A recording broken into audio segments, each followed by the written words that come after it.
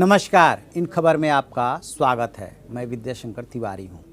CAA को लेके मचे तूफान के बाद प्रधानमंत्री नरेंद्र मोदी ने जब ये ऐलान किया कि उनके गवर्नमेंट ने तो कभी NRC पे चर्चा ही नहीं की, कभी इस पे 2014 के बाद गंभीर चर्चा नहीं हुई।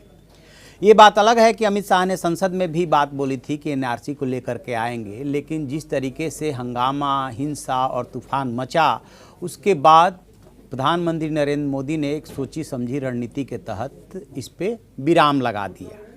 और अब 2 दिन बाद NPR की चर्चा हो रही है कि किस तरीके से NPR बनेगा, और इस पे भी पश्चिम बंगाल की मुख्यमंत्री ममता बनर्जी से लेकर के केरल और भी कई राज्य NPR के लिए तैयार नहीं हैं।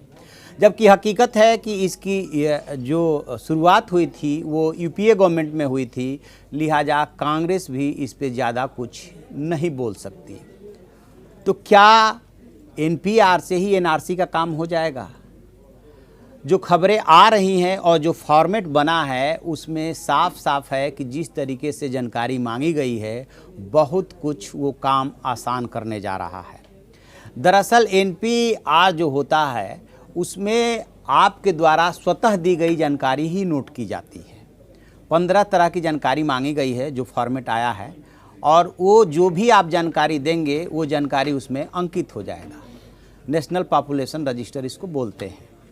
और इसके बाद इसको वेरीफाई किया जाता है। इस जानकारी को एक तरह से कह सकते हैं कि जनगणना के ये प्रथम चरण का सब काम होता है। डायरेक्ट जुड़ा भी है और नहीं भी जुड़ा है। इसके बाद जो आता है वो बनता है NRIC, national register of Indian citizens. तो NPR से जो निकलेगा उसे वेरीफाई किया जाएगा और वेरीफाई करने के बाद NRIC में वो दर्ज होगा। अब एक शब्द आ रहा था NRC को PM मोदी ने उस पर विराम लगा दिया है।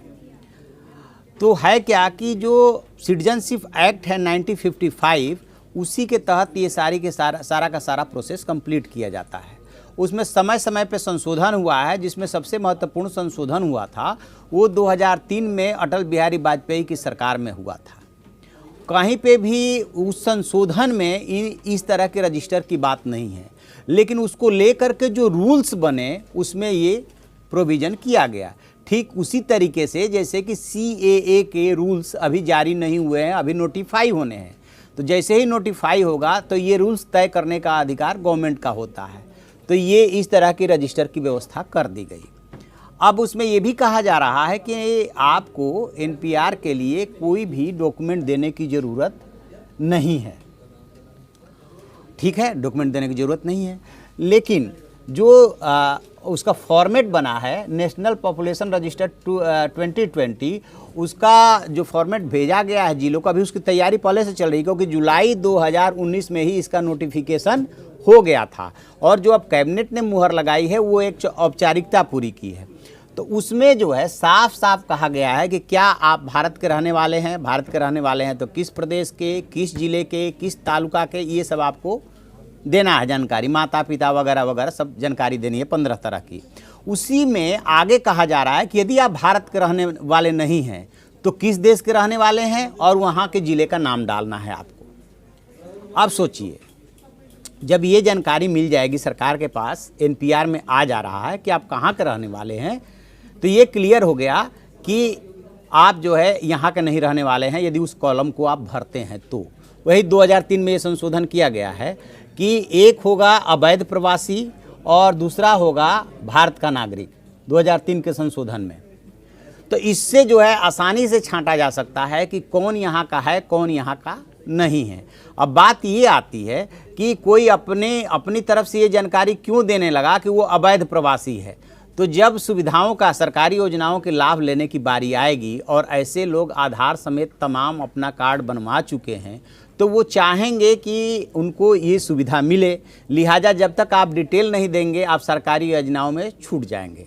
तो सरकार ने जो लॉलीपॉप फेंका है कि आपको सरकारी योजनाओं में शामिल करने के लिए ऐसा ज़रूरी है, तो आप जो है उस रिकॉर्ड को मेंटेन करेंगे और जो 2 रजिस्टर बनने हैं, फिर एक वेरिफिकेशन के बाद बनना है, तो उससे तय हो जाएगा कि कौन यहाँ का नागरिक है, कौन अवैध प्रवासी है। और उसके बाद आसानी से जो CAA आया है उसके तहत यदि पाया जाता है कि आप उस कैटेगरी में नहीं आते हैं कि जिस कैटेगरी में नागरिकता दी जा सकती है, तो आप अवैध प्रवासी ऑटोमेटिक हो जाएंगे।